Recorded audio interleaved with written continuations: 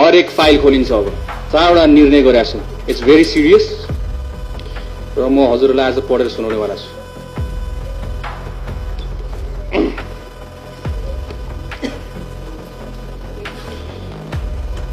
Gen Z आन्दोलनसँग सम्बन्धित घटनामा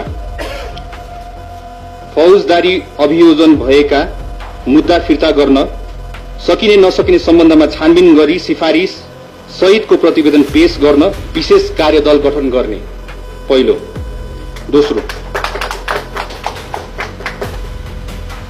विक्रम सम्वत 2058 जेठ 19 गते भएको नारायण हिटी राजदरबार हत्याकाण्डका सम्बन्धमा यस अघि भएका अनुसन्धान प्रतिवेदन अध्ययन गरी थप छानबिनको प्रक्रिया अगाडि बढाउने।